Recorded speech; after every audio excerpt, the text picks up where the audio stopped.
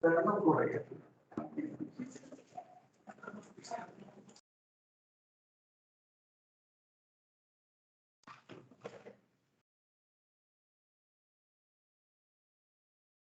Chicos, chicas, buenas tardes.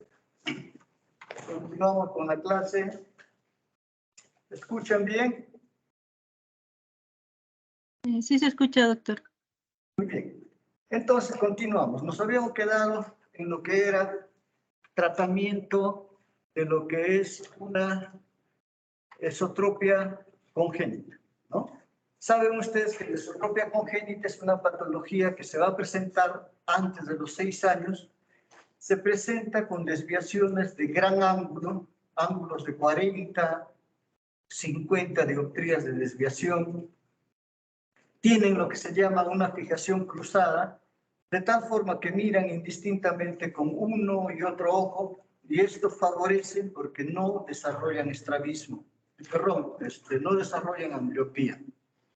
Bien, entonces, en estos pacientes la indicación es quirúrgica. En todos los estrabismos siempre la indicación es quirúrgica, salvo las esotropias acomodativas, como vamos a ver. Y la operación en la esotropia congénita tiene que hacerse antes de los 2 años, a los 18 meses de preferencia. ¿Para qué dar esta operación o indicar esta operación a una edad tan temprana?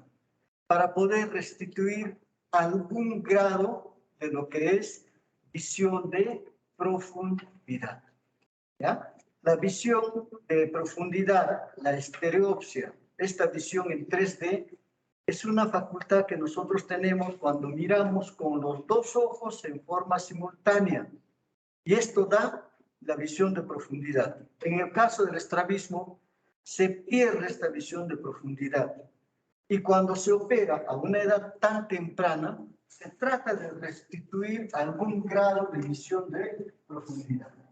Vean en el niño cómo ha sido operado de lo que es una esotropia congénita, pero aunque está muy bien alineado, este niño fue reoperado para lograr una mejor alineación, ¿no? Y con esta mejor alineación, ¿qué es lo que se busca? De que tenga una mejor visión de profundidad, ¿ya? Entonces, recuerden, cuando se opera un estrabismo, lo que se intenta restituir es que tenga una visión de profundidad, porque esta se pierde cuando hay estrabismo.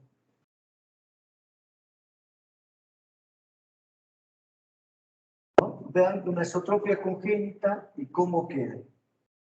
Entonces, como dice acá en el slide, a pesar de un aparente buen resultado estético, porque está bien operado, estos niños nunca alcanzarán una visión binocular estereoscópica perfecta. Pero se le puede entregar algún grado de estereopsia. Bien, también tenemos una esotropia adquirida acomodativa, ¿ya?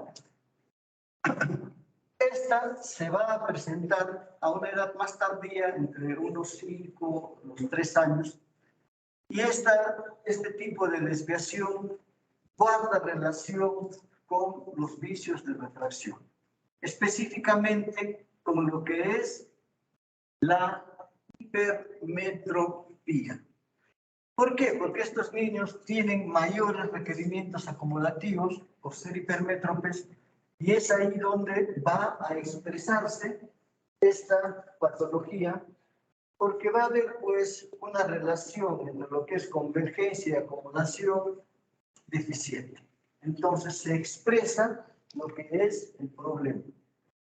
Ahora bien, al principio estos niños pueden estar asintomáticos, no pueden tener desviación ocular, pero en situaciones en que ellos comienzan a ver objetos a una distancia cercana, aparece la desviación.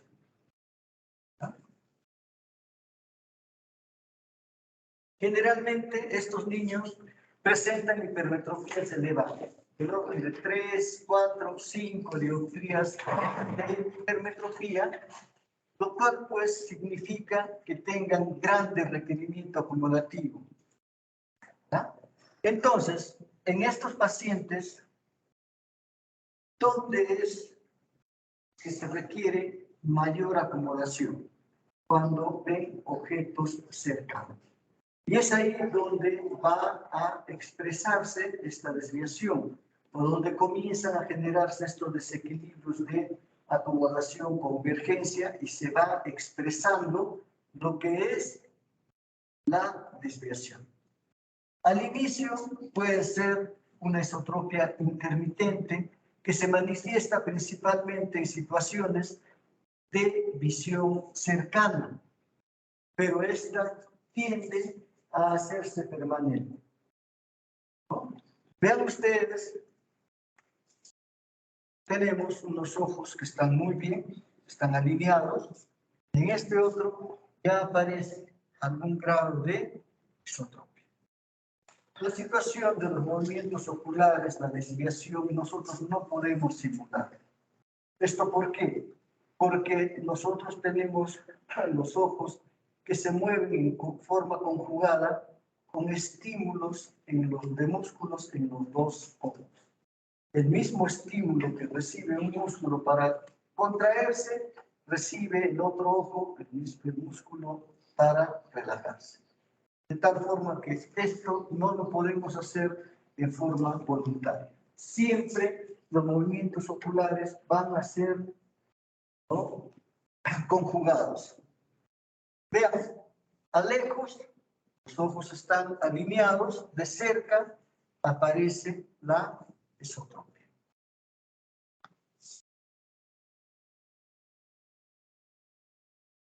Desviación ocular, se ponen los lentes y los ojos están alineados. Entonces, en la esotropia acomodativa sucede esto, de que los lentes corrigen el problema de la desviación. Y esta es la única circunstancia en que se presenta de que los lentes, cuando se colocan en un paciente estrábico, mejora la desviación. En todos los demás tipos de estrabismo, los lentes no van a incidir en lo que es el ángulo de desviación. ¿Para qué entonces se pone lentes? Para mejorar su visión, para nosotros poder revertir de repente algún grado de ambliopía o ojo perezoso que pueda estar presentando el paciente. Pero no va destinado a corregir la desviación. La desviación solamente se da en esta patología de esotropia acomodativa.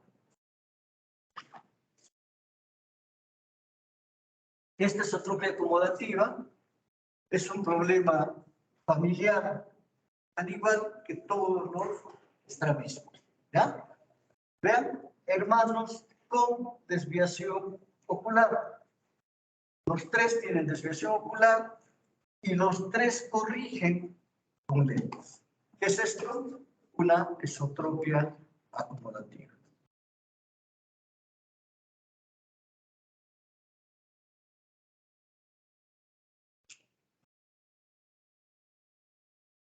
Desviación ocular para la visión a distancia que corrige con lentes.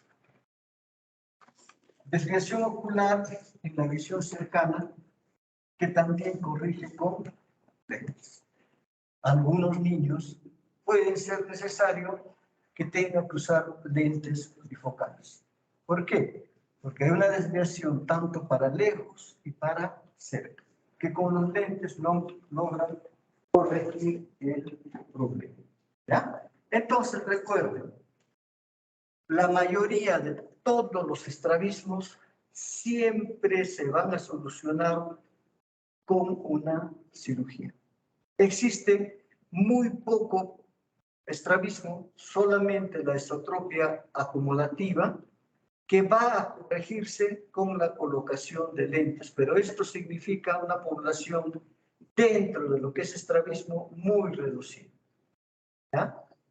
Todas las demás estrabismos se corrigen con cirugía. ¿Ya? Y los lentes ayudan a ver mejor.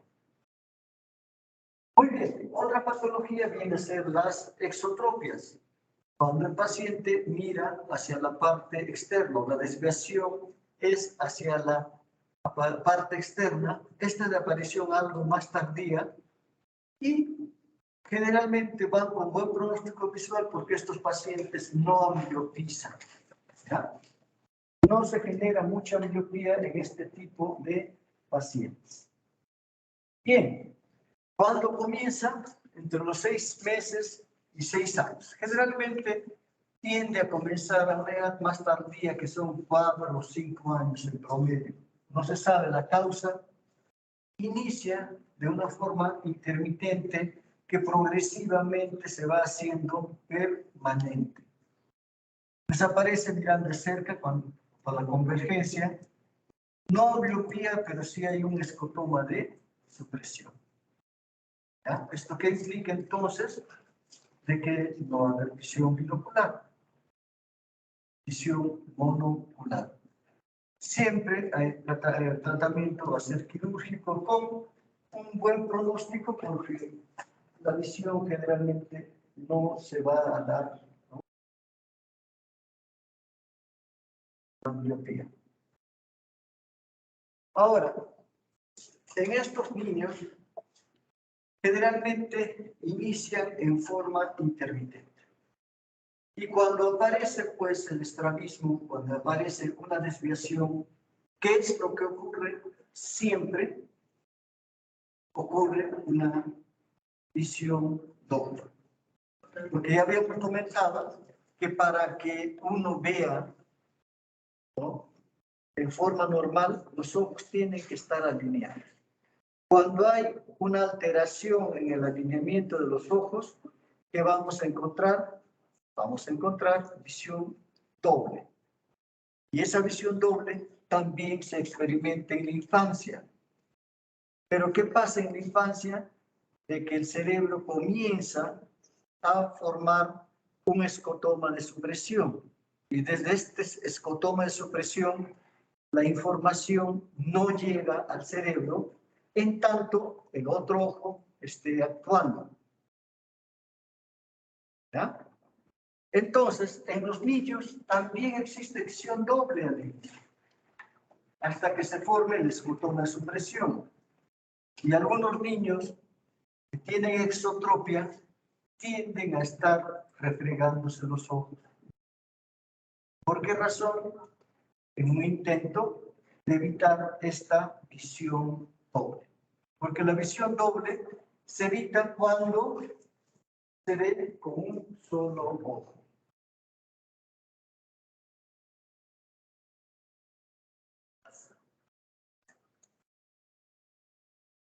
Vean, acá no desvía el ojo.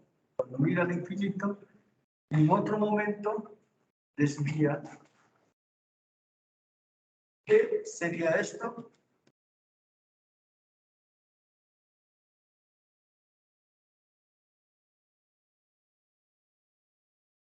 Exotropía acumulativa.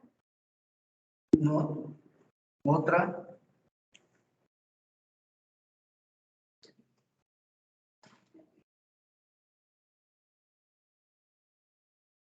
Exotropia intermitente.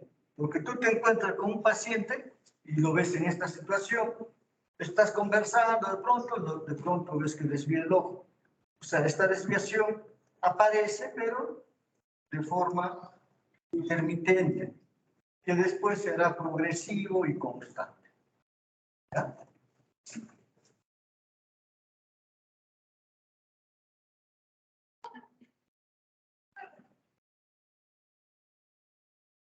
¿Qué está pasando ahí?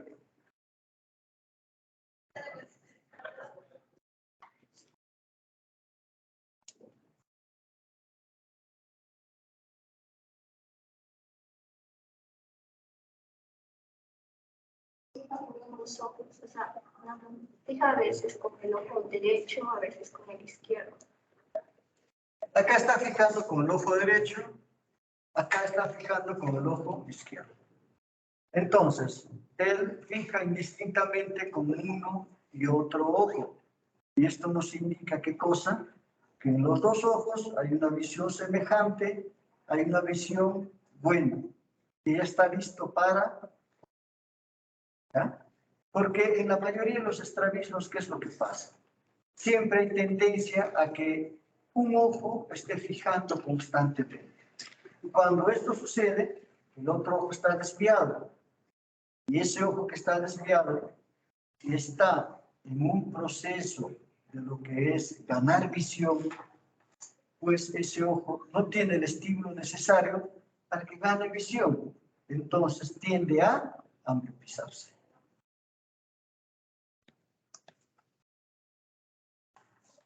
También hay lo que son los estrabismos incomitantes, ¿no? Realmente parecia o parálisis extraculares. Y se dice incomitante, ¿por qué razón? Por lo que el ángulo de desviación varía en las diferentes posiciones de la mirada. En cambio, los demás estrabismos generalmente mantienen un ángulo de desviación en las diferentes posiciones de la mirada. Solo como conocimiento, ¿no? Ahora, ¿qué hacer cuando un paciente tiene estrabismo? ¿No? Se tiene que dar tratamiento, pero un tratamiento que tiene que tener lugar en los primeros años de vida. Los 6 primeros años de vida, etapa en la que se está produciendo, ¿qué cosa? El proceso de maduración ocular, en que el ojo está aprendiendo a ver, en que está ganando visión. Bien, se tiene que ir corrigiendo en forma progresiva. ¿Qué cosa? Corrección óptica. Hacer que el paciente vea mejor posible, lo mejor posible. La corrección óptica, no todos los estrabismos se ponen lentes, ¿no? Pero los que tengan una medida considerable se ponen lentes para que vean mejor. Después tenemos que ver, ¿tiene o no el paciente ambliopía? ¿Tiene una visión disminuida a pesar de los lentes? Entonces tenemos que tratar la ambliopía. Y después haremos lo que es la cirugía correctiva. ¿Ya? En ese orden. Porque cuando hacemos una cirugía sin tratar la ambliopía, pues vamos a hacer de que ese tratamiento tenga algún tiempo en que va a cumplir que los ojos deberán desviarse. Cuando se hace la medida de la vista en los lentes, en niños, siempre se debe echar gotas cicloplégicas. ¿Para qué se echan gotas cicloplégicas? Para romper el fenómeno de acumulación que tienen los niños. El fenómeno de acumulación permite que los niños, ¿no?, nos den diferente tipo de medidas. Cuando se echa una gota cicloplégica, se elimina esto. ¿Ya?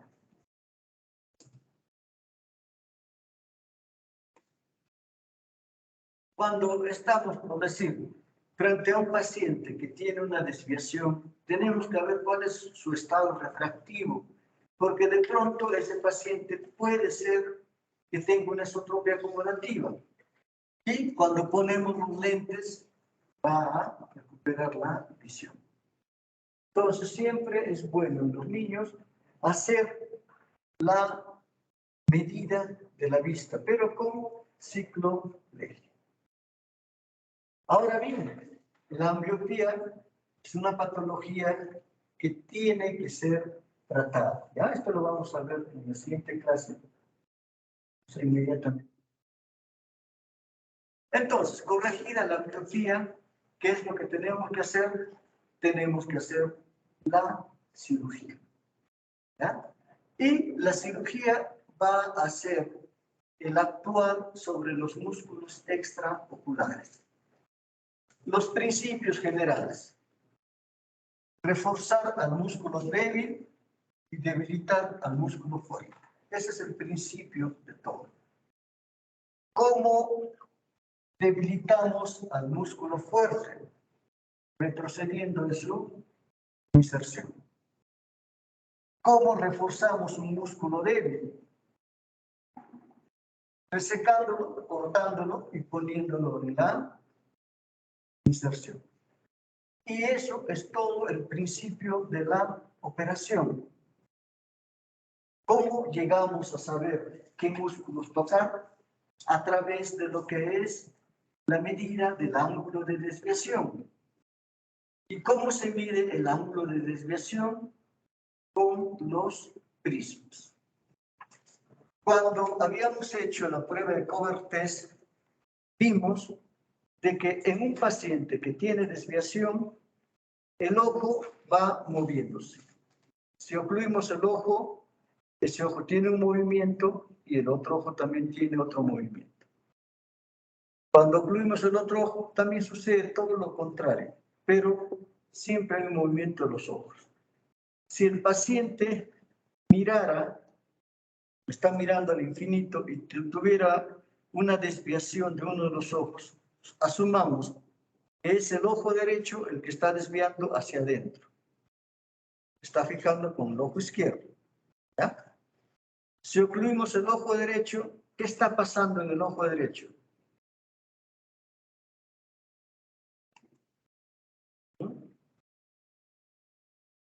¿Recuerdan? Tenemos un paciente que desvía el ojo hacia adentro, ojo derecho hacia adentro. Una esotropia. Entonces, está mirando y tapamos el ojo derecho. ¿Qué pasa en el ojo derecho?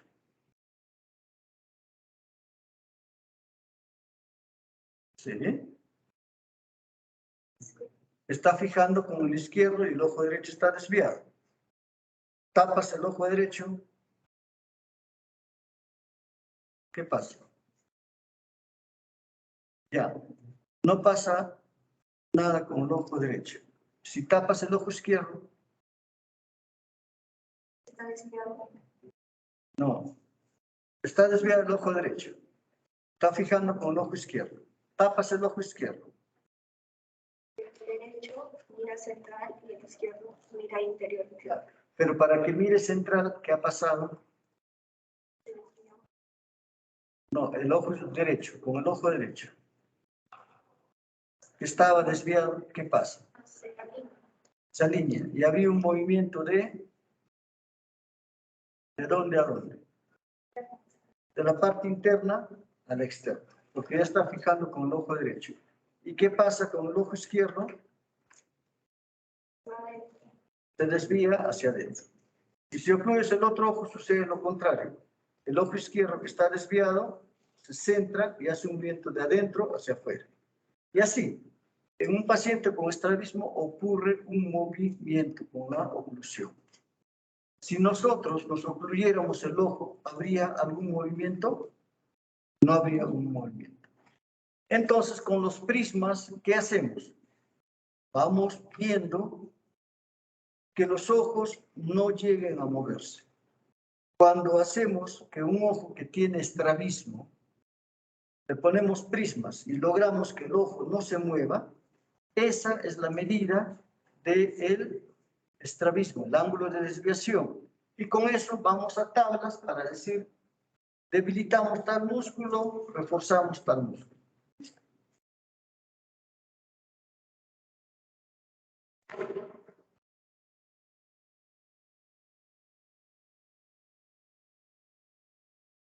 Un tratamiento exitoso sería, pues, recuperar la ortotropia, que estén los ojos alineados, que no haya ambliopía, pero que tenga estereopsis.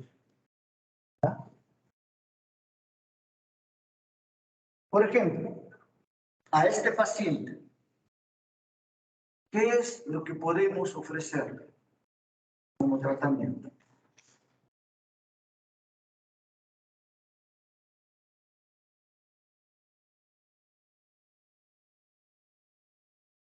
viene donde ti, ¿qué explicación le darías?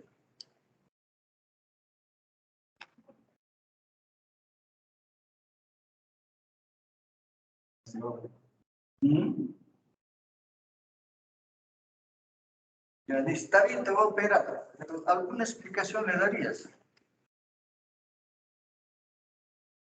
¿Por qué le está sucediendo esto? No, viene este paciente. ¿Qué le dirías de la operación? ¿Qué más? Todo va a ser para que el ojo pueda ver por su lugar, pero no recuperar totalmente la visión. ¿Qué es no recuperar totalmente la visión de ese ojo? No va a ver, ¿Cómo? no va a ver bien. ¿Que no va a ver bien? De pronto, tú le tapas el ojo izquierdo y ve 20/20. Entonces dice, ¿por qué la doctora me dijo que no iba a ver con ese ojo?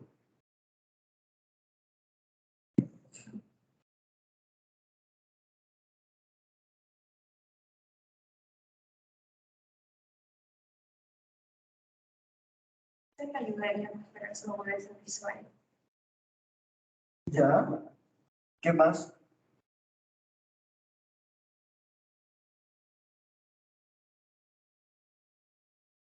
Bonita pregunta, ¿no? A ver, acá dice, a ver, ¿qué le dirías al paciente respecto a su operación, a las expectativas que tiene el paciente?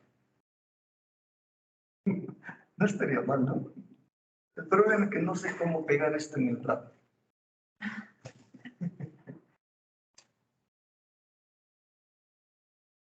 ¿Qué le dirían? Ya no tendría la visión perfecta. ¿Ya? ¿Está bien? Eso es diferente. Se le diría de que sí va a quedar los ojos bien alineados, de que va a estar viendo ojo por ojo, de acuerdo a la visión que tiene antes de la operación. Puede tener 20/20 de visión en ambos ojos, esa visión va a mantener, ¿ya? Que ese cuadro estético le va a producir pues, un gran alivio desde el punto de vista de lo que es su estado emocional, etc. Pero se tiene que explicarle de que el paciente, a pesar de que esté bien operado, de que tiene un alineamiento perfecto, no va a ver en 3 dimensiones, porque esa característica neurosensorial ya la perdió. Que si de repente este paciente hubiera sido operado a los 2 años, al año y medio, podría tener algún grado de estereopsia, pero que ahora ya no lo va a tener. Que, bueno, que va a ver con 2 ojos, sí, definitivamente, pero en cada ojo va a ver en forma aislada. ¿Ya? Simultáneamente, no. ¿Ya? Pierde la visión de profundidad.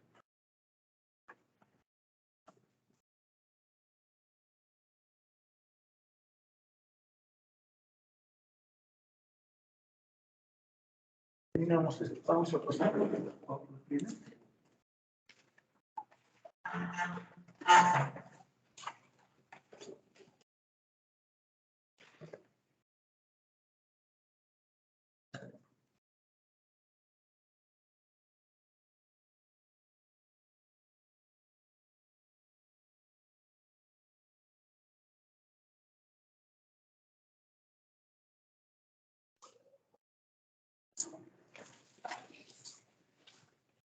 Bien, sigamos en el tema de lo que es vicio de refracción y ambliopía. ¿Ya? Entonces, cuando va a hablar de lo que es visión, nosotros tenemos que hablar pues de lo que es la luz, porque es a través de esta fuente inicial de lo que es la luz que al final nosotros vamos a ver. Y la luz pues es una radiación electromagnética que se comporta como una onda que viene del infinito y estimula la retina. ¿Nosotros podemos ver toda la luz que hay en el ambiente? No. Nosotros tenemos un rango de visión que es bastante limitado, de los 400 a los 700 nanómetros. ¿Ya?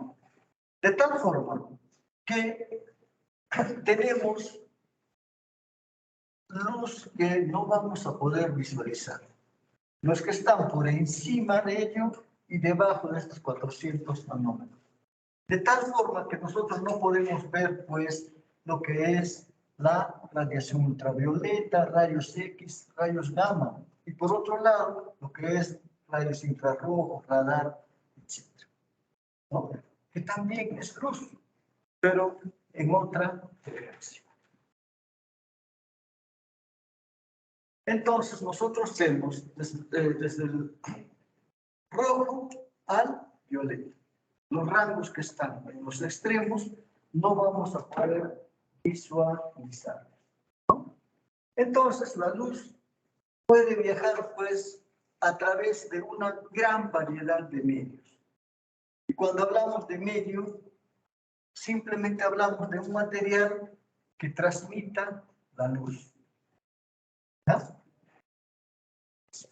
Y esta luz, a través de los medios, va a viajar a diferentes velocidades. No en todos los medios tienen la misma velocidad. Índice de refracción viene a ser la relación de la velocidad de la luz en el vacío y en el medio. ¿Ya? El medio que está atravesado. Entonces, el índice de reflexión va a ser la relación entre la velocidad de la luz en el vacío y la velocidad de la luz en el medio. Ahora bien, hay superficies que separan los medios ópticos que se conocen como interfase óptica. Cuando la luz entra en una interfase óptica, ¿qué es lo que puede ocurrir? De que esa luz se refleje, que esa luz se transmite, o sea, se refracta, o que esta luz sea absorbida. A nosotros nos interesa la interfase óptica que haga que la luz se refracte. Entonces, en la interfase óptica, ¿qué puede pasar? Que la luz se vea reflejada. Puede pasar de que el rayo vaya a refractarse, ¿no? ¿Qué implica esto? Que hay un cambio brusco de la velocidad con un cambio brusco en la dirección. La misma que puede ir cerca a la superficie normal o más lejos de la superficie normal.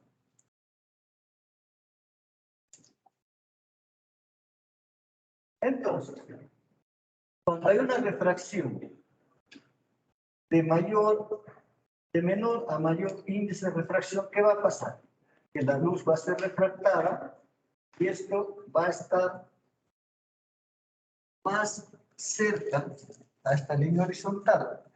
Pero cuando pasa de una superficie mayor a una de menor índice de refracción, esta se aleja de esta normalidad.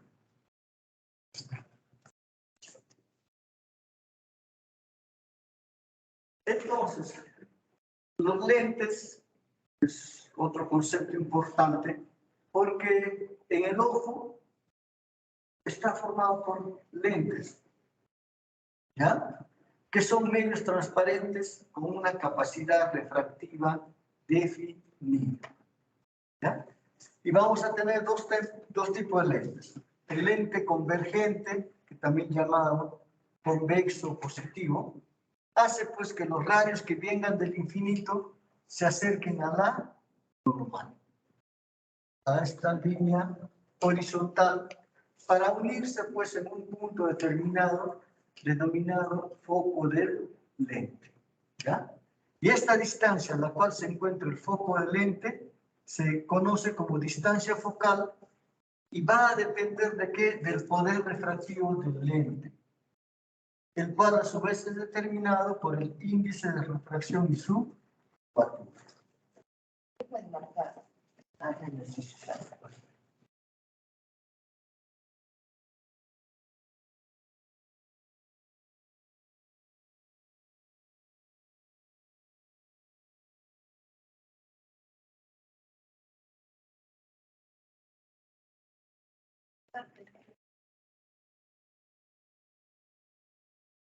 Entonces, el rayo que viene al infinito, cuando pasa a través de un lente convergente, esto va a ir hacia la normal y van a unirse en lo que es el foco del lente. Entonces, el poder refractivo de un lente se va a medir en dioptrías. En un lente convexo de una dioptría, los rayos de luz van a converger a 1 metro de distancia. Entonces, la dioptría va a ser la relación de la unidad sobre el punto focal del lente. ¿Ya? El punto focal de una dioptría está a 1 metro. En el caso de los lentes divergentes, llamados también cóncavos o negativos, cuando reciben los rayos de luz, estas van a refractarse alejándolo de lo que es la normal. De tal forma que cuando vengan los rayos de luz del infinito, esto va a suceder de que se alejan de la normal, ¿no?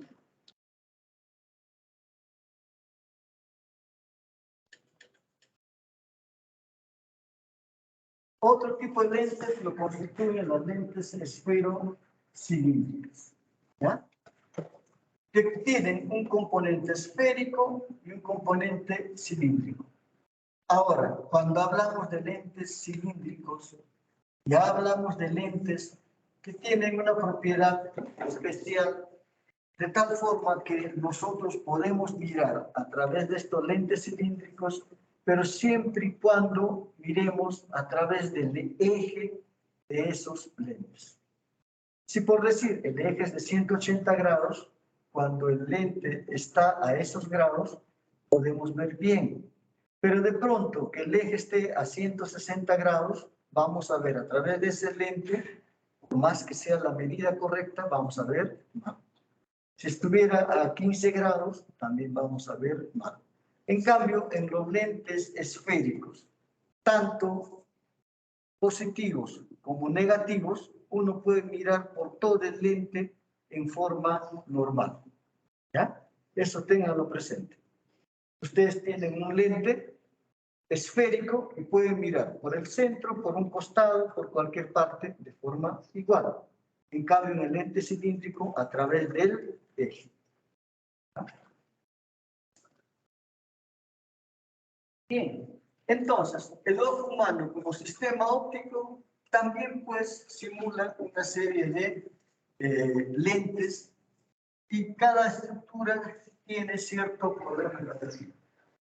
La córnea es la que tiene el poder refractivo mayor en el ojo. 2/3 partes del poder refractivo son por la córnea, 1/3 parte por el cristal. Y son las dos estructuras que tienen el poder refractivo en los lentes. Las demás estructuras, desde el punto de vista refractivo, no aportan mayor fuerza. Entonces, cuando hablamos de vicio de refracción, si la persona tiene el vicio de refracción, esto se va a traducir en ¿qué? En una disminución de la agudeza visual. ¿Y cómo nosotros medimos esta agudeza visual? A través de la cartilla de Snelling que tenemos de diferente tipo. Aquellas para letrados, para lo que son iletrados, para niños, etc. De tal forma que la agudeza visual podemos hacer o cuantificarla ya en niños pequeños como con edades de 4 años y medio. Podemos cuantificarla. Ya saben ustedes la interpretación, ¿no? Un 20-200 que va a implicar de que 200 es la visión a la que mira una persona, ese objeto, una persona normal, 200 pies, y 20 es la distancia desde la cual ve ese mismo objeto la persona con la deficiencia. La agudeza visual es algo que se va aprendiendo a ver, digamos, ¿no? Que se va logrando con el paso de los años, en tanto exista el estímulo adecuado para la retina. ¿Y cuál es ese estímulo? De que toda la luz que es transmitida por los lentes del ojo hacia la retina llegue en condiciones nítidas. Esto muchas veces no se logra, ¿ya? Entonces, la agudeza visual se logra a los 6 años de edad. La agudeza visual de un adulto, ¿ya? Recién se logra a los 6 años de edad. Cualquier interferencia en este proceso de maduración va a hacer pues que la visión simplemente no llegue a esos valores. Cuando hablamos de vicios de refracción, hablamos de dos conceptos: emetropía y ametropía. Emetropía, cuando los rayos de luz que vienen del infinito, al incidir en el globo ocular, van a caer en lo que es la retina. Ojo, emétrope. Cuando cae en un sitio diferente, vienen lo que son las ametropías. Miopía, cuando está delante de la retina. Hipermetropía, detrás de la retina. Y el astigmatismo sostiene 2 puntos. ¿Ya? Es un espacio. ¿Ya? No es un solo punto. Hay dos puntos que forman un espacio donde el paciente va a ver. Entonces, emétrope, ojo normal. Y cuando hay ya un vicio de refracción, cuando hay una ametropía, estas pueden ser primarias o secundarias. Las primarias, ¿no?, van a ser focales o estigmáticas y afocales o astigmáticas, ¿no? Focales o estigmáticas enfocan en un punto, ya sea que esté delante o detrás de la retina. Vale decir, patologías que van a guardar relación principalmente con el eje axial, con el tamaño de los ojos. Pacientes hipermétropes, ojos pequeños; pacientes miopes, ojos grandes. Esto mismo puede suceder porque hay anormalidades en la posición de estructuras oculares, anormalidades en la curvatura o anormalidades de, ¿no? Pueden ser afocales o estigmáticas cuando enfocan en 2 líneas focales principales. ¿Ah? Esto es más una situación que puede ser de posición, de curvatura, de índice. ¿Ya? Más un problema de curvatura, porque guarda relación con lo que es la curvatura de la córnea principalmente. Y las secundarias o patológicas, cuando hay una alteración patológica del eje anterior-posterior del ojo, o que estemos frente a un paciente que tenga ojos muy grandes, como en el caso de una miopía degenerativa, o por el otro lado, ojos muy pequeños, que ya estemos en una situación de microftalmia. Alteración en la situación de los elementos ópticos. ¿Por qué? Porque la miopía puede ser por luxación anterior del cristalino. La hipermetropía por luxación posterior del cristalino. ¿Ya? Alteraciones en el poder dióptrico de las superficies, que haya pues una miopía por queratocono. ¿Por qué? Porque hay una ectasia corneal. Se genera una miopía. Que haya micro o esferofaquia por índice de refracción. Cuando haya una miopía en estados precataratosos, cuando haya diabetes, también puede haber hipermetropía por precatarata. O que haya ausencia de elementos ópticos, ¿no? Por decir, un paciente que no tiene cristalino ese paciente va a haber una hipermetropía bastante elevada. Pero de todo ello, al final, los vicios de refracción se van a reducir en lo que son las manifestaciones más frecuentes de estos vicios de refracción. Cualquiera que sea la etiología de lo que hemos visto, ello va a desencadenar en lo que es, pues, una hipermetropía, la miopía, astigmatismo o presbicia. ¿Ya? Cuando hablamos de hipermetropía, cuando la luz se va a formar detrás de la retina. Es un trastorno de refracción común, ¿no?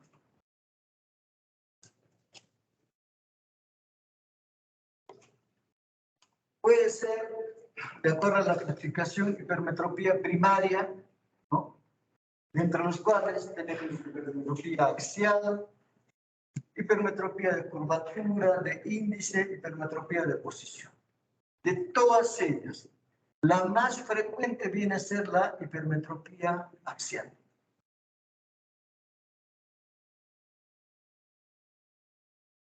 Esta hipermetropía axial es ¿por qué? Por una disminución del eje antero-posterior del ojo. ¿Ya? En condiciones normales, un ojo tiene un diámetro antero-posterior de 24 milímetros. De este ojo que es considerado normal, por cada milímetro exista de acortamiento de ese ojo, va a haber una hipermetropía de 3 dioptrías. ¿No? Si un niño tiene 6 dioptrías, eso quiere decir que su ojo más o menos tiene 22 milímetros de eje antero-posterior. Y esta deficiencia o esta eje antero-posterior disminuido es la causa de la hipermetropía. La hipermetropía axial, ¿ya? Que es la más frecuente de las hipermetropías. También puede haber una hipermetropía del índice ocasionada por disminución del índice de refracción del cristalino, ¿ya? Pero son las menos frecuentes. De posición, una hipermetropía de posición. ¿Cuándo? Cuando el cristalino se encuentra por detrás de su posición normal. Esto también genera una situación de hipermetropía. Pero en la práctica, esto, el caso anterior, etcétera, tiene el mismo tratamiento, ¿no? Corrección óptica para que la retina o que la luz impresione la retina. Entonces, estos pacientes hipermétropes, ¿qué es lo que van a tener? Van a tener pues una visión borrosa, que se va a expresar tanto para la visión lejana, tanto para la visión cercana. Más, sobre todo, para la visión cercana, dependiendo de la magnitud. Si tuviera una miopía de 2, va a haber una traducción en lo que es visión lejana. Pero esto va a ser mucho más molesto para el enfoque en la visión cercana. Se necesita mucho más poder refractivo para ver de cerca. Y este esfuerzo va a traer pues astenopía y dolores de cabeza. Cuando hablamos de astenopía, hablamos de todas las manifestaciones que el paciente suele presentar cuando tiene algún vicio de refracción. ¿Qué cosas? Dolores de cabeza, enrojecimiento ocular, cansancio, somnolencia, etc. Todo eso es astenopía.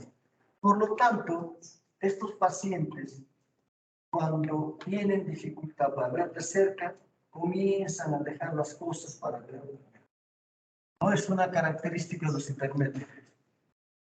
Y en caso de los hipermétropes, es elevada y frecuente la presencia de ambliopía. ¿Ya? un paciente con hipermetropía tiende a ambliopizar en ese ojo que tiene hipermetropía. Pero en nuestro medio, en el Perú, la patología más frecuente para causar ambliopía lo constituyen los astigmatismos. Esta es una realidad, pero de países europeos. Una visión borrosa de un paciente hipermétrope. Cuando se hace, pues, la determinación de la agudeza visual, en estos pacientes encontraremos una disminución de la agudeza visual, ¿no? Y en niños, para hacer la medida, se debiera echar gotas cicloplégicas para romper este poder de formación. De lo contrario, vamos a tener pacientes que van a tener medidas muy diferentes, ¿no? El tratamiento con lentes positivos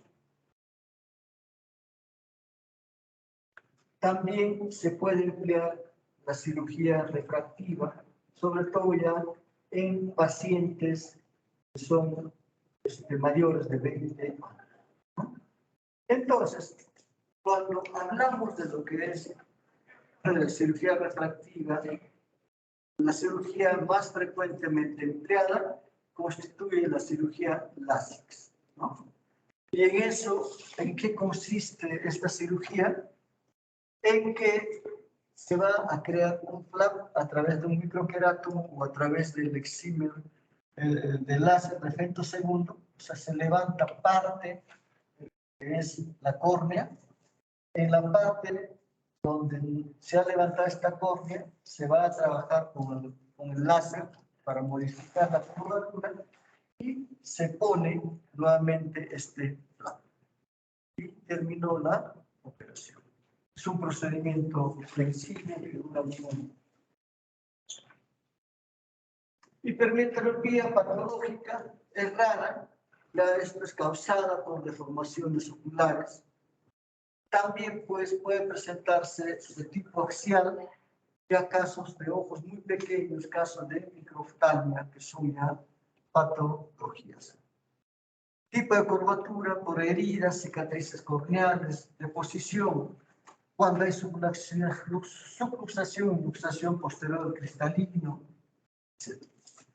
Pero la más frecuente viene a ser la hipermetropía de axial, por longitud axial disminuida.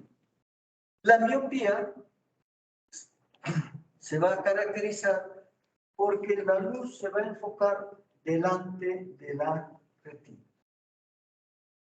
Ahora, esto puede ser primaria, puede ser secundaria. Las primarias son las más frecuentes y dentro de ellas tenemos una miopía axial, también de curvatura, de índice y de posición. De todas ellas, ¿cuál es la miopía más frecuente? La miopía de axial. La miopía axial. Porque el ojo es más grande de la población general. Si tenemos un paciente o una persona que tiene 24 milímetros, es una persona normal, ¿no? En ellos vamos a tener miopías que van a estar, pues, en cuanto 3, 4, 5 milímetros más grande. Y por cada milímetro, ya saben, hay 3 dioptrías en promedio que se generan. Entonces, en los casos de miopía, vamos a tener pacientes de repente con 15 de medidas. Eso implica que ese paciente va a tener un ojo más grande en ¿cuántos milímetros? De 5 milímetros, ¿no?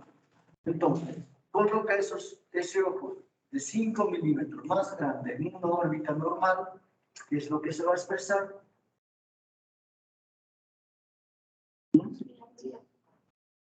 Ya, es un miope, pero ¿qué va a haber en un paciente donde pones ese ojo en una órbita normal?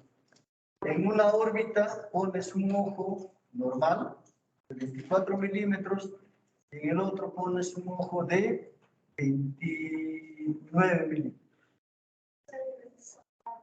Claro, el ojo va a dar la impresión de que está construido un pseudoexoestático.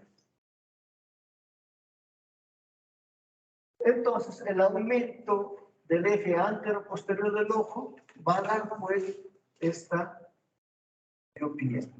Puede ser por un problema de curvatura, sí, por aumento de la curvatura de la córnea o del cristalino puede darse una miopía. ¿De índice cuándo? Cuando aumenta el índice de refracción del cristalino en estadios precataratosos. ¿De posición cuándo? Miopía de posición cuando el ojo está normalmente anterior del cristalino. El cristalino está posicionado más anteriormente. De hipermetropía cuando está más posterior. ¿Existe? Sí. Y esto va a tener una traducción en que la luz se enfoca delante de la retina. ¿Cuál es el tratamiento? Llevar la luz hasta que enfoque a la retina. O sea, cualquiera que sea la etiología, el tratamiento va a ser el mismo. Salvo las cataratas, que es un estadio inicial donde ocurre esto, porque cuando aparece la catarata ya desaparece también esta miopía de índice. ¿Y qué vamos a tener en un paciente con miopía? De que estos pacientes van a tener una deficiencia de visión, sobre todo para lo que es visión lejana. ¿Ya? Y las miopías primarias aparecen desde la infancia, como todos los vicios de refracción van a aparecer en la infancia. Eso ténganlo muy en cuenta. Entonces, con los miopes, ¿qué es lo que pasa? De que hay una disminución marcada para lo que es visión a distancia, pero la visión cercana se ve mantenida, no se altera. De tal forma que al ver mal de lejos, pero bien de cerca, los dos ojos están viendo bien. Y esto hace de que la ambliopía no aparezca. Es por eso que en pacientes miopes la incidencia de ambliopía es bastante baja. Los pacientes guiñan constantemente. ¿Por qué razón? Porque para mejorar su agudeza visual, al entrecerrar los ojos, tratan de generar una especie de lo que se llama agujero estenopeico. Ya saben ustedes de que el agujero estenopeico viene a ser un agujero a través del cual ven ustedes, y si tienen la visión disminuida, cuando miran por el agujero estenopeico, la visión mejora. Y esta mejora indica de que el paciente tiene un vicio de refracción. ¿Ya? Entonces, al guiñar constantemente, tratan de simular este efecto estenopeico y la visión mejora en los pacientes. Pero esta mejora también es a costa de cansancio, de molestias astenopeicas que va presentando el paciente.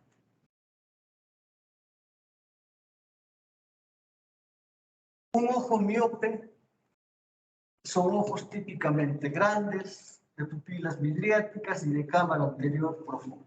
¿No? Es una característica de todos los miopes que será mayor cuanto más miopía hay.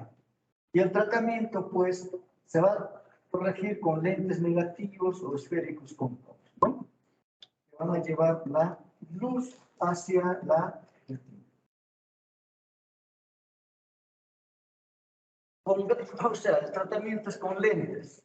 Los convencionales, los lentes de contacto, que sobre todo en miopías altas son bastante útiles, y también con la misma cirugía láser. ¿Ya? Ahora bien, existe también pues las miopías patológicas. Va a haber pacientes con miopía patológica de diferente índole. La miopía axial, que va a ser un ojo bien grande, un macrooftalmos, que va a tener una serie de cambios en la retina. Va a haber una miopía de curvatura por leucomas, por queratocono, miopía de índice, una precatarata, en una miopía de posición por elevación anterior. ¿Ya? Ahora bien, existe una miopía degenerativa o patológica axial, que es considerada una miopía degenerativa cuando la miopía es superior a 6 dioptrías. Entonces, esta miopía degenerativa va a caracterizarse por una serie de cambios degenerativos que van a estar localizados principalmente a nivel del área de la retina, todo lo que es el polo posterior. ¿Ya? Representa 4% de todas las miopías, pero nosotros en esta circunstancia no estamos frente a un paciente solamente que tiene un problema refractivo, sino principalmente tiene un problema retinal. En la miopía degenerativa vamos a tener pues ojos grandes, cámara anterior profunda, midriática. Vamos a tener un cono miópico, vamos a tener el nervio óptico y alrededor de ella este cono miópico. Tendremos estafilomas esclerales, degeneración del vítreo. Puede haber desprendimiento de retina, escotomas, etc. ¿Ya? Entonces, una miopía degenerativa implica enfermedad retinal. Enfermedad retinal. ¿Ya? Bien, tenemos una retina normal y esta es una retina patológica. Una retina de más de 6 dioptrías. Cuanto más dioptrías tenga, la retina es mucho más nervada. En esa retina, acá estamos encontrando, acá tenemos la papila, todo esto es el cono miópico. Una retina totalmente adelgazada, va a tener estafilomas, o sea, la misma esclera tiene un adelgazamiento de tal forma que hay una especie de alineación. Es una retina que en la parte periférica puede tener una serie de cambios degenerativos, como es la presencia de degeneración látiz, que habíamos ya comentado que esta degeneración látiz puede causar un desgarro retinal y desde este desgarro retinal puede haber un desprendimiento de retina. Un paciente que puede desarrollar neovasos coroideos que tienden a sangrar y forman lo que es la mancha de Fuchs. Entonces, pues, esta es una retina enferma. Y a esto hay que asociar de que los pacientes con miopía degenerativa tienen cambios a nivel del vítreo. Y estos cambios a nivel del vítreo, ¿qué generan? Sinéresis del vítreo, confluencia del vítreo, que puede producir un desprendimiento posterior del vítreo. Y saben ustedes, cuando ocurre un desprendimiento posterior del vítreo, puede haber un desgarro retinal. Y esto condiciona a un desprendimiento de, ¿no? Entonces, la retina de una retina patológica es una retina que está enferma.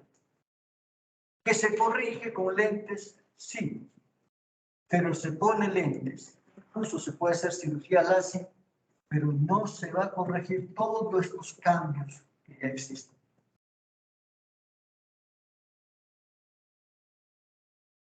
El astigmatismo va a ser cuando los rayos de luz van a enfocar en dos puntos. ¿Ya?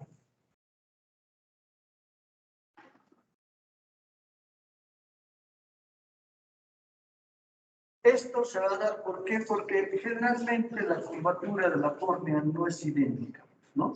Entonces, esta diferencia en la curvatura va a hacer que exista un enfoque, ¿no?, en lo que es en determinado punto, en uno de los ejes de la retina, de la córnea, y en otro punto, en el otro eje de la córnea. Ahí se genera el astigmatismo, que va a producir una disminución de la agudeza visual, también dependiendo del grado de astigmatismo que pueda haber. Mayor grado de astigmatismo producirá pues mayor deficiencia de agudeza visual. Ahora bien, los pacientes que tienen astigmatismo son los pacientes que más astenopía presentan. ¿Qué significa esto? Que estos pacientes son los que van a expresar mayores molestias oculares por la falta de lentes. En las otras dos patologías que hemos visto, hipermetropía y miopía, ¿hay astenopía? Sí, pero en el astigmatismo es el síntoma cardinal, ¿no?, que va a presentar el paciente.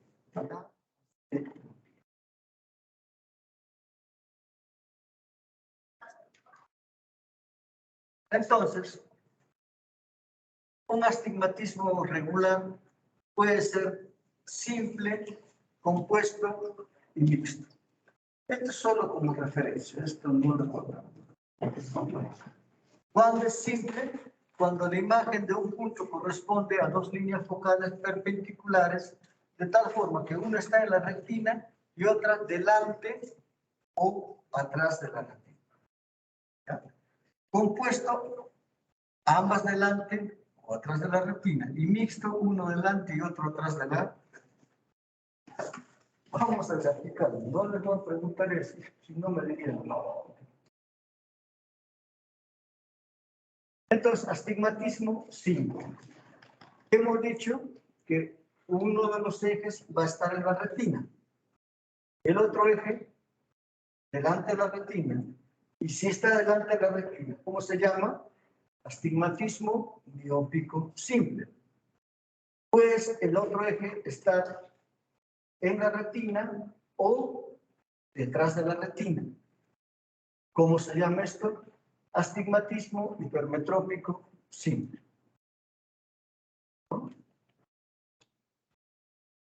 ¿Cuándo era el astigmatismo compuesto? Cuando ambos meridianos están en la misma modalidad, ya sea hipermetrópica o miopía. Entonces, si esa es la retina, ¿dónde estará uno de los ejes? Delante de la retina. Y el otro, delante de la retina. ¿Cómo se llama esto? Astigmatismo miópico compuesto. La otra situación está detrás de la retina, uno de los ejes, y el otro eje también detrás de la retina. ¿Cómo se llama esto? Astigmatismo hipermetrópico compuesto. ¿Ves? Es para preguntar eso. Y astigmatismo mixto hace que si uno de los ejes esté delante de la retina y el otro detrás de la retina. Y esto tiene el nombre de astigmatismo mixto. Y el astigmatismo irregular va a ser pues cuando la condición óptica que va a generar la refracción de los distintos meridianos no siga un patrón geométrico, ¿no? Generalmente esto es resultado de situaciones de córnea que han sufrido algún grado de lesión, ¿no? Por decir, una herida corneal que han suturado o cirugías que antes se hacía con cirugía extracapsular que nos generaban astigmatismos, etc. Cuando la curvatura de la córnea es alterada de alguna otra forma. Eso nos genera un astigmatismo irregular. Principalmente, pues, las corneales son la principal causa de la génesis de este astigmatismo irregular y generalmente son pues secundaria a heridas o también a procesos degenerativos, distrofias corneales, queratoconos, etc. ¿Que puede haber astigmatismo irregular por el cristalino? Sí, pero son las menos frecuentes. El tratamiento con gafas cilíndricas, ¿no? Y esferocilíndricas. También lente de contacto, también láser, ¿no? Ahora bien, un astigmatismo puro se trata con lentes esféricas, lentes cilíndricas puras, pero generalmente existe asociada a algún componente de miopía o algún componente de hipermetropía. De tal forma que en esas circunstancias vamos a usar lentes esféricos para corregir o miopía o hipermetropía, más el lente cilíndrico para corregir el astigmatismo. Y los pacientes con astigmatismo también se corrigen con lentes de contacto, pero con unos lentes de contacto especiales, que son los lentes de contacto tóricos. Los lentes de contacto esféricos no corrigen astigmatismo, salvo astigmatismo pequeños, de repente hasta 1. Pero más allá de eso, ya tiene que usarse lente de contacto tórico. Si alguien tiene 250, 350 astigmatismo y le ponen un lente de contacto esférico, no va a haber nada. ¿Ya? Y con la cirugía láser hay un buen resultado al tratamiento en caso de astigmatismos, sea que sean astigmatismos puros, sea que estén asociados a miopía o hipermetropía. Si el paciente es bien seleccionado, la respuesta va a ser muy buena. ¿Ya? Ahora, otro vicio de refracción viene a ser pues la presbicia. ¿Ya? Entonces, en condiciones normales, ¿qué es lo que ocurre? De que el cristalino va cambiando de enfoque conforme vayamos viendo diferentes cosas. Esto es lo normal. Y gracias a este cambio de enfoque es lo que nosotros vemos claro. ¿Ya? Y este cambio de enfoque, ¿por qué se da? Se da porque el cristalino va cambiando su curvatura. Y esto se va dando en forma normal hasta los 40 años.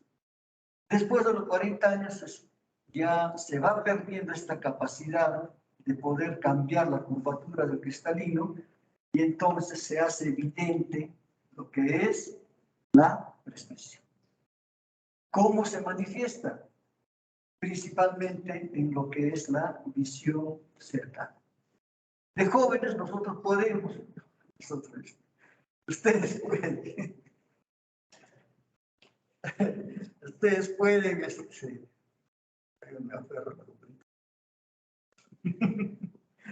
pueden acomodar y ver de cerca en forma normal. Pero después de los 40 años es bien dificultoso hacer eso.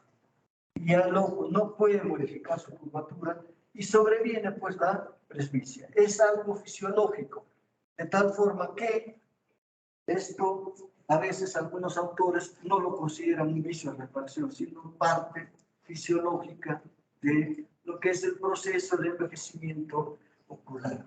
¿Ya? ¿Cuándo aparece? A los 40 años, donde va instalándose una disminución de la visión cercana y los pacientes, en un afán de compensar, ¿qué van haciendo? Van alejando cada vez más las cosas para tratar de ver mejor. ¿Ya? Tratamiento, también con lentes positivos, esféricos o convexas. Se puede usar lo que es, bueno, lentes de contacto, la misma cirugía LASIK, etc. Cuando se hace cirugía LASIK, ¿qué se hace? Se corrige bien un ojo para que mire de lejos y que en el otro, y con el otro ojo se corrige menos para la visión lejana, de tal forma que quede algo para la visión cercana. ¿No? Más fácil, por ocasión. Muy bien, entonces, Todos los vicios de refracción se corrigen con lentes. Los lentes convencionales, lentes de contacto, con ellos se logra muy buena visión. La diferencia de que los pacientes que tienen vicios de refracción muy altos son pues muy dependientes de los lentes, ¿no?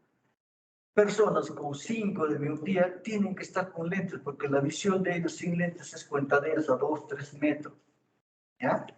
Entonces, en estos pacientes sí vendría bien lo que es una cirugía refractiva, ¿ya? Para corregir miopías, hipermetropías, astigmatismos, combinación de astigmatismo con miopía, combinación de hipermetropía con astigmatismo. Los resultados van muy bien cuando el paciente es bien. ¿Ya? La cirugía refractiva, hacer un procedimiento que se hace en forma electiva y siempre con una intención de qué es lo que quieren lograr, ¿no? Por decir, quiero dejar de usar lentes, está bien, puedes lograr con la cirugía el dejar de usar lentes. Que quiero tener una buena visión, ¿para qué? Para ingresar a las Fuerzas Armadas y Policiales, porque tienen ojos que estén viendo bien, también se puede hacer eso, ¿ya? Pero es una cirugía electiva y los resultados van a ser iguales a la visión que se logra con lentes de contacto o lentes de montura. No va a mejorar la calidad de visión de los lentes. La visión que se logra con lentes es la visión que se va a lograr con la cirugía refractiva. Solo que ya se va a dejar de usar anteojos. ¿Ya? Bueno, la cirugía refractiva, de manera amplia, se realiza pues a nivel corneal principalmente. Recuerden de que 2/3 partes del poder dióptrico del ojo se dan a nivel de la córnea. Entonces, por eso se trabaja ahí con la cirugía refractiva. Anteriormente se hacían cirugías incisionales, ¿no? Una queratotomía radial, queratotomía 4, pero esto ya se dejó de lado, ¿ya?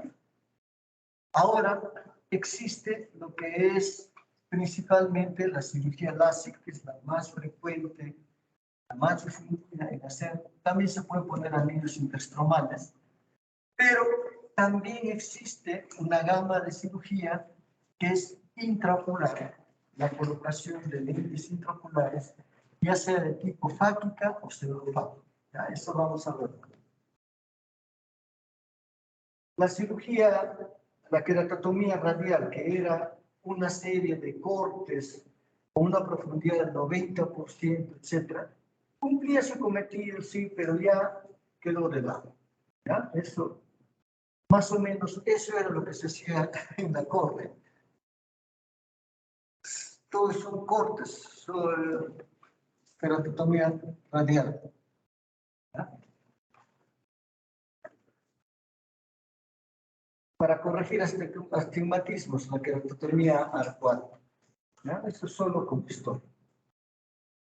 Ahora estamos viendo, se está haciendo, ¿no?, lo que es la cirugía refractiva mediante la incisión láser, ¿no? El láser, que es la más frecuente. Indicaciones: miopías 7, quizás 8. ¿De qué va a depender? Del grosor corneal. ¿Ya? Hipermetropías 5, 6, astigmatismos 5, 6. Porque ya también cuando hay un astigmatismo muy alto, ya ese paciente probablemente no tenga astigmatismo si no esté desarrollando queratotomía. ¿Ya?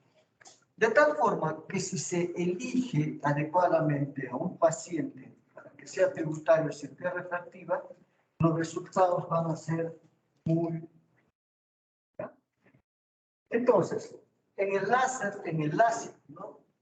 Que es la queratomelesis asistida in situ, ¿qué es lo que se va a hacer? Primero, se crea un colgado. Parte de la córnea, ¿no? Se hace un flap corneal. ¿Cómo lo hacemos esto? Con un microquerátomo o con lo que es láser de femtosegundo. Con el microquerátomo, maniobra de succión, etcétera, se pone el microquerátomo y se logra esto.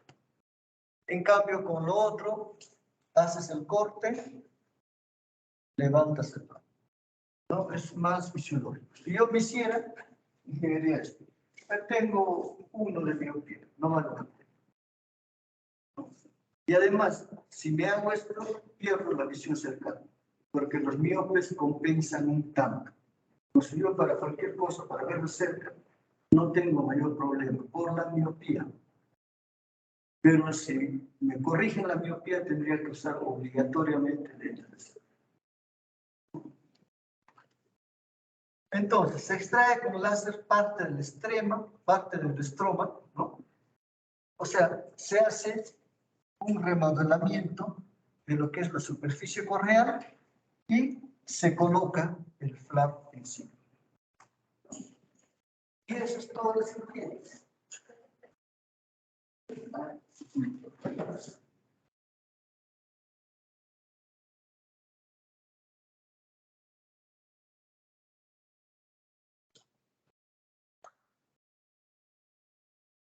Creo que no viene el problema. Va a actualizar el programa fotógrafo un ratito. No.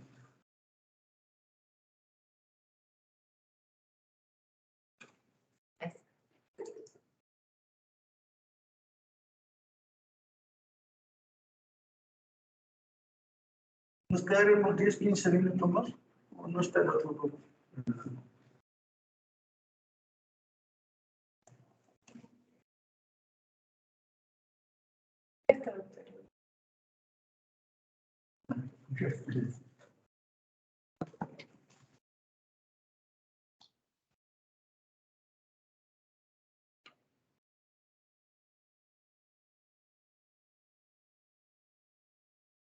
Lo que habíamos estado comentando. Con el microquerátomo se forma el flap. Con el láser se va a producir un tallado y después se pone el flap nuevamente. ¿Que puede haber complicaciones? Sí. Una de las complicaciones es que de repente con el microquerátomo no te salía el flap que esperabas, entonces lo que tenía que hacer era pegar eso, que cicatrice y en una nueva oportunidad hacer otro flap. Puede haber pliegues. Recuerden que el flap está colocado nada más. Si en el postoperatorio inmediato uno se va refregando los ojos, etcétera, puede haber estos pliegues. Puede haber crecimiento epitelial, ¿no? Pero todas ellas son complicaciones bastante leves, bastante infrecuentes, ¿no? Puede haber una queratitis laminar difusa también, ¿no? Complicaciones específicas por los láser que se ponen, pero son situaciones que van a ir pasando progresiva. ¿Ya? Opacidad corneal. Okay.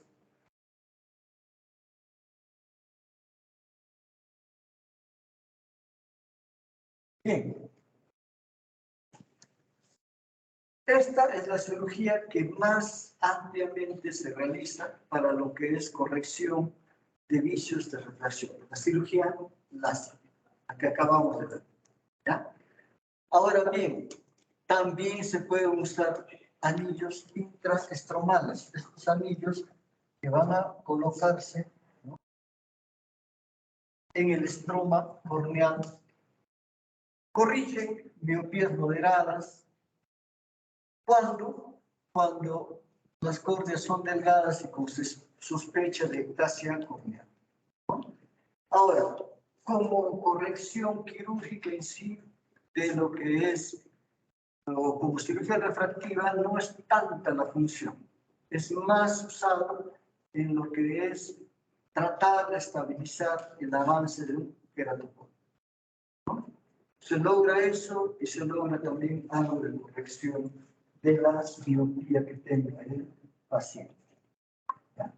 Ahora bien, habíamos dicho que la cirugía LASIK tiene una serie de inconvenientes que no podemos nosotros operar a pacientes que tienen medidas muy altas. Cuando se hace la cirugía refractiva con LASIK, el tratamiento no está orientado a lo que es disminuir la medida que tiene el paciente. Por decir, si nosotros tenemos que una persona tiene 13 dioptrías de miopía, si bajamos a 5 dioptrías de medida, la visión va a seguir siendo la misma. Cuentaderos a 2, 3 metros. La intención no es bajar la medida. La intención de la cirugía LASIK es que el paciente mire bien. Si no, no se realiza. ¿Ya? Esa es la intención. Pero hay límites. ¿Qué pasa con alguien que tiene 18 de medida de miopía? Ya no se puede hacer LASIK. Entonces, para ellos tenemos lo que son las lentes intraoculares fácicas, que implica que se pone un lente intraocular conservando el cristalino. ¿Ya? ¿Dónde se coloca el lente intraocular? En lo que es la cámara anterior. Y con esto corregimos ametropías altas. ¿Ya? Es una cirugía reversible. ¿Qué implica esto? Que podemos sacar ese lente que estamos colocando y no hay mayor complicación. Y se usan lentes con soporte angular, con soporte en el índice. Soporte angular. Lentes diseñados para que estén en el ángulo de la cámara anterior. Soporte en iris. El lente intraocular que esté adherido al iris. Nosotros, cámara anterior, diferente tipo de soporte, cumpliendo la misma función. Corregir la miopía alta que tiene el paciente.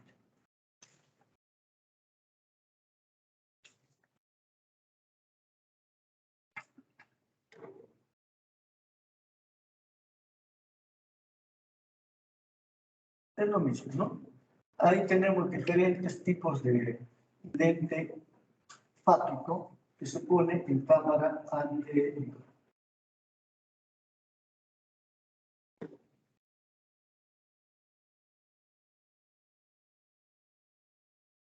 Ahora, ¿se puede colocar lente intraocular pseudofáquico? Sí.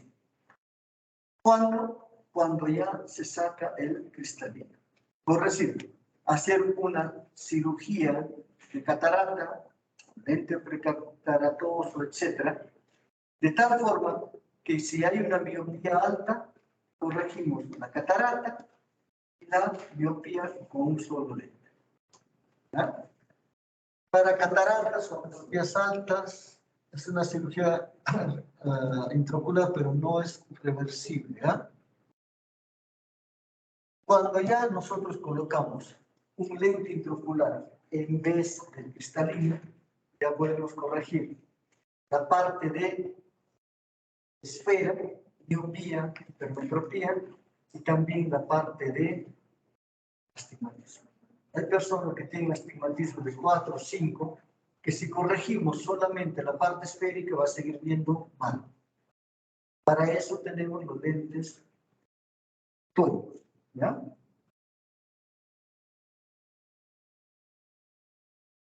Cuatro y 10. Ustedes diremos. Avanzamos.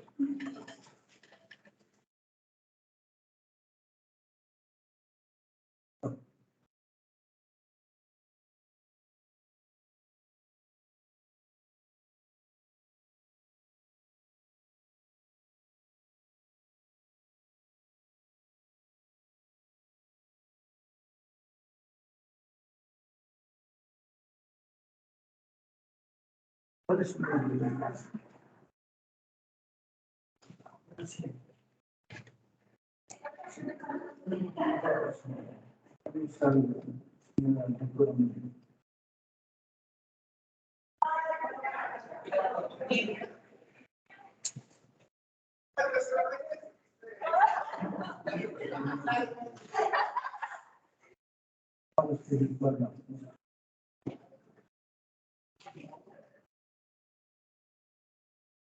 Avancemos un poco más, ¿está bien? ¿Ya? Muy bien. Hemos estado hablando de ambliopía, de ambliopía, de ambliopía. Veamos pues, qué es ambliopía exactamente. Es la disminución de la agudeza visual en uno o ambos ojos. ¿Ya? Esto es un trastorno funcional. ¿Qué implica esto? De que la ambliopía se va a presentar como una expresión de un mal desarrollo ocular, pero vista desde el punto de vista funcional. ¿No? Porque si nosotros examinamos dos ojos, uno amplio y otro normal, no va a haber mayor diferencia desde el punto de vista anatómico, pero funcionalmente sí. Entonces, la miopía es la disminución de la agudeza visual en uno o ambos ojos sin causa orgánica conocida. ¿Se da por qué? Por estimulación insuficiente o inadecuada durante el periodo crítico de la agudeza visual. ¿Ya? Nosotros examinamos el fondo del ojo y no encontramos nada que nos explique esa baja visión. Entonces, pues, lo que sería es una pérdida de la superioridad de la fóvea que va a tener repercusión tanto en el plano sensorial, disminución de la agudeza visual, de la sensibilidad de contraste, etcétera, como en el motor. Forias, tropias, condiciona a que pueda haber desviaciones de la vista, esas cosas. ¿Ya? Ahora bien, tienen una incidencia entre 2.5 y 5% de la población. 5% de la población que va a tener una disminución de la agudeza visual en uno de los ojos, que no va a poder recuperar una visión normal, pero de una patología que puede ser prevenible. No es una patología que se presenta en este porcentaje de la población general y que no va a recuperar visión, sino que es un proceso que puede ser prevenible si se detecta a tiempo. Si hubiera una cultura de lo que es control de la agudeza visual, control oftalmológico, a una edad de 4 o 4 años y medio, entonces esta miopía no tendría esa prevalencia en la población. Recuerden, la miopía es la causa más frecuente de baja visión en niños y jóvenes y en adultos, porque esto se sigue arrastrando de por vida de una situación que tiene tratamiento. ¿No?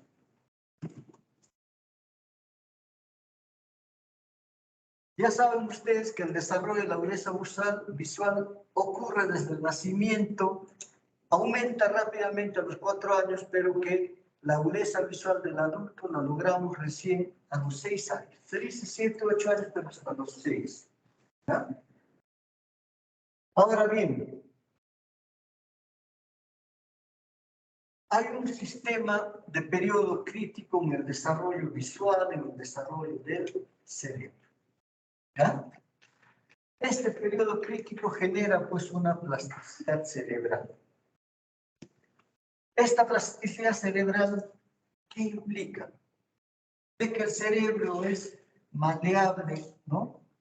Debido a que la conexión entre las vías aferentes y la corteza se está produciendo. ¿Ya? Esta conexión es muy sensible a cambios. Y los cambios van a producir modificaciones en la dominancia ocular. Entonces, pues, esta plasticidad cerebral condiciona de que de pronto un ojo no gane la visión que debiera de ganar porque se instaló una dominancia ocular respecto al otro ojo, que no permite que gane visión el otro. ¿Ya? Entonces, la maduración normal de estos circuitos se va dando a lo largo del tiempo, hasta los 6 años. Comienza con lo que es el estado de fijación. La fijación es una traducción de visión macular que se va presentando progresivamente, ¿no? Porque al nacimiento no hay tanta fijación, o es una fijación pobre. A los 6 meses ya hay una fijación estable. Y la agudeza visual va generándose conforme pase el tiempo, conforme tengamos estímulos adecuados, hasta lograr la visión normal a los 6 años de edad, ¿no? Entonces, toda lo que es la información que recibe la retina, la información de luz que viene en la retina, va a ser cambiada a un estímulo eléctrico, que es cómo va a transmitirse a través del núcleo geniculado lateral hasta la corteza cerebral, que es donde nosotros vamos a ver. Todo lo demás es un sistema de transmisión de estímulo. En la retina, nosotros vamos a tener los fotorreceptores que están formados con los conos y los bastones, las células bipolares, las células ganglionares, ¿no? En ellas tenemos las células X, que son las encargadas de la agudeza visual y la discriminación espacial, las células Y, encargadas del movimiento y formas, y la célula W, los movimientos lentos de seguimiento y mantenimiento de la fijación. Entonces, de los fotorreceptores, los axones de todos estos fotorreceptores forman el nervio óptico. El nervio óptico va a través del cuerpo genicular lateral, llevar información hasta la corteza.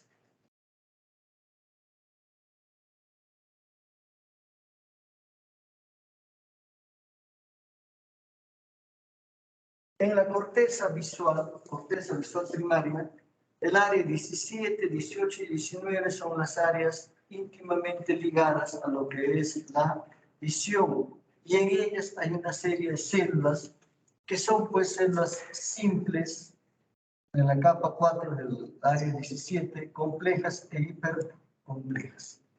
Y también tenemos columnas de dominancia ocular. Esto es lo que pasa a nivel de la corteza visual. Entonces, ¿qué es lo que pasaría en la ambliopía?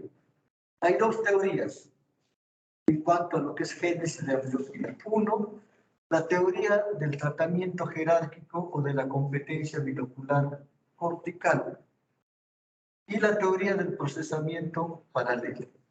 ¿Ya?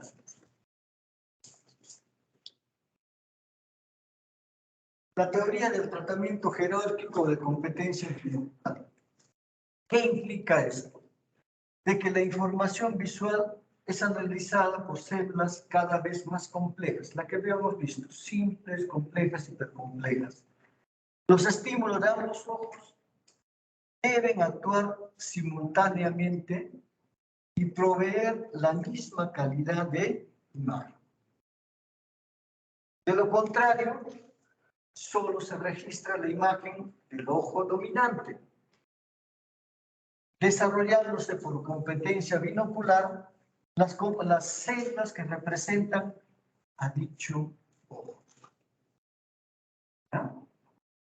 Quedando las células corticales binoculares sin desarrollar, y las células corticales del otro ojo tendrán menor representación cortical, modificación en las columnas de dominancia. Entonces, pues, al final, siendo un trastorno funcional la miopía, sí tiene una representación anatómica a nivel cerebral está alterada. ¿Ya? Entonces, esto es lo que va a ocurrir, ¿no? De que el ojo está mandando una imagen de menor calidad, no va a tener una representación cerebral adecuada por una situación de dominancia ocular respecto al otro ojo que sí está mandando buena información. ¿Ya?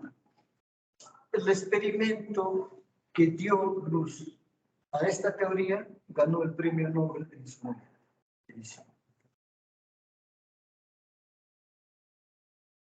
La teoría del procesamiento paralelo, ¿qué implica? Que hay pues diferentes canales nerviosos, lo que habíamos dicho, el sistema X, Y y W, que llevan pues diferentes componentes de la información, de forma que una inadecuada estimulación, sobre todo de las células X que guardan relación con la agudeza visual, llevarían a una disminución de la misma. ¿Ya? ¿Cuál de las dos es más importante? Yo creo que se complementan, pero más me parece la primera teoría, la de la competencia. Va a haber también lo que son interacciones binoculares anómalas y deprivación de forma de visión foveal, porque al final la agudeza visual no es más que expresión de lo que es la visión macular, la visión foveal. Vean, tenemos lo que es un ojo ambliope y un ojo normal. Ambliope, normal, que están expuestas a diferentes estímulos. Y vean cómo en la corteza cerebral tenemos esta expresión de lo que vendría a ser, ¿no?, manifestaciones que se van presentando a nivel cerebral con un estímulo, con un ojo normal, como estas están ausentes en un ojo ambliope.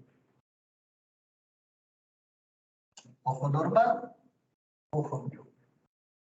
Los ojos o el cerebro no reacciona de la misma forma ante los estímulos. O sea, que hay una alteración a nivel cerebral en cuanto a lo que es el manejo de toda la información que lleva el cerebro. No hay el estímulo adecuado, no hay la respuesta adecuada.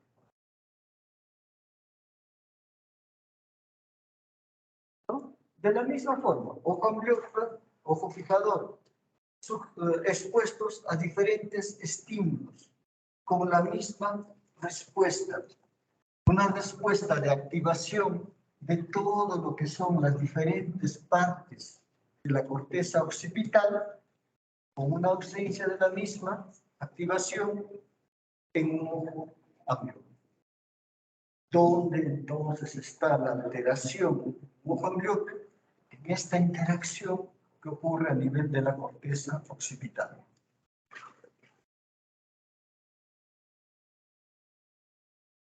Ya saben ustedes que cuando nosotros tenemos los dos ojos normales, donde están actuando en forma paralela, es lo que se llamamos ortotropia, ¿no? En esta situación, los dos ojos confluyen sobre el mismo punto de fijación, que va a hacer que haya una percepción simultánea, ¿no? Una fusión macular a nivel cerebral, un campo visual binocular fusionado, y esto condiciona lo que es una visión estereoscópica, una visión en 3D. Saben que la visión binocular también se desarrolla hasta los 6 años y que cualquier obstáculo en este desarrollo va a tener una traducción. La ausencia de una o dos imágenes, esto va a generar patología. Que las imágenes sean borrosas, también.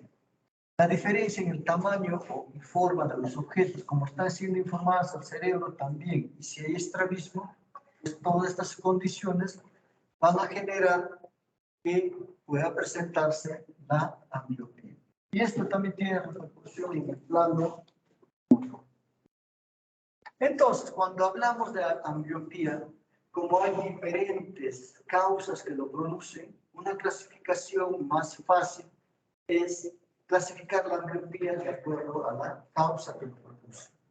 Tendremos entonces, pues, una ambliopía estrábica, si es el estrabismo que lo produce, una ambliopía anisometrópica cuando hay una anisometropía que lo produce. Ahora ustedes me dirán, ¿qué es anisometropía? La anisometropía viene a ser la diferencia de visión que existe entre uno y otro ojo. Y esto guarda relación con ¿qué? Con una diferencia en lo que es el poder refractivo entre uno y otro. Se dice que hay anisometropía cuando la diferencia en refracción entre uno y otro ojo es mayor de 2 dioptrías, ¿no? Que puede ser en el orden de hipermetropía, miopía, astigmatismo. En el Perú, las anisometropías se dan por astigmatismos principalmente. Una ambliopía ametrópica, ¿cuándo? Cuando hay una medida alta en ambos ojos. ¿Ya? 4 astigmatismo, 5 astigmatismo en ambos ojos. Ambliopía por deprivación, cuando existe catarata congénita, cuando existe ptosis congénita, y ambliopía también por cristal.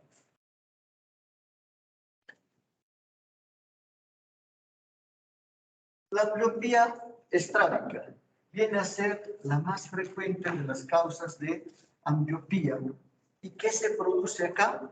Va a haber pues una inhibición cortical de los impulsos originados en la fobia del ojo desviado para evitar la diplopia o la confusión. Esta inhibición cortical, ¿cómo se produce? Se produce a través de la formación de un escotoma de supresión. Pero antes que se establezca el escotoma de supresión, el niño que presentará diplopia, estado de confusión. Después que se establezca el escotoma de supresión, ya va a haber solamente una visión con el ojo bueno. Cuando el niño esté viendo, o cuando ya de adulto esté viendo con los 2 ojos, recuerden, la visión binocular es una expresión, pues, 2 ojos, y ahí se expresa lo que es la visión doble.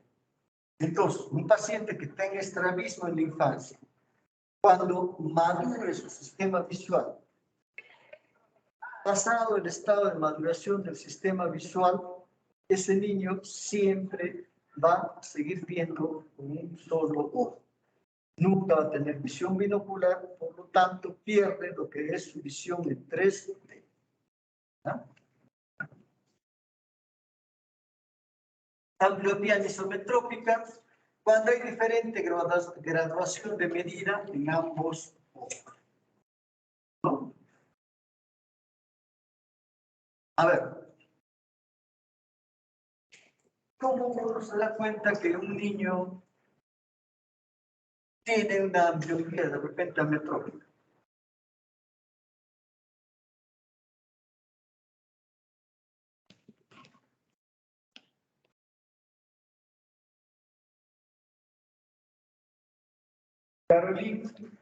Caroline, ¿estás, Caroline?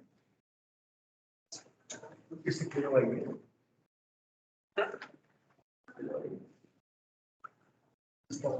Ah, no, sí, sí. ¿Estás, Caroline?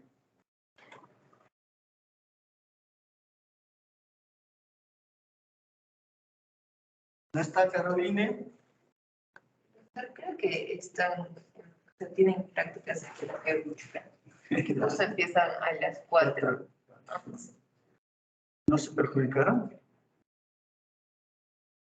De pronto están en la práctica de terapéutica, por eso se cruzan para llamadas. Entonces, este tipo de ambliopía anisometrópica viene a ser una de las formas de ambliopía que es un poquito más difícil de diagnosticar. ¿Por qué razón? Porque de pronto tienes un niño que ve muy bien en un ojo y en el otro ojo tiene una medida más alta, tiene una mala visión, entonces el paciente pasa desapercibido. Nadie se percata de esa deficiencia, salvo que haya un examen donde se haga una agudeza visual comparativa. Entonces, si este niño pasa del periodo crítico de los 6 años, ¿qué es lo que va a pasar? Se va a estabilizar o se va a establecer una ambliopía. ¿Ya? Entonces, cuando hay anisometropía, se produce en el ojo que hay mayor medida una ambliopía. Se dice que cuando hay hipermetropía o una anisometropía mayor de 1,50 en el rango de hipermetropía, se produce ambliopía. Ambliopía en la medida de 3 también, y en astigmatismo con mayor de 1,5. Pero acá hemos encontrado 6 con 2,5 que se produce la ambliopía. Vamos a quedarnos acá para que los compañeros nos perjudiquen. Entonces, vamos a hacer la última clase. Ustedes me dicen una fecha y ya no hay problema.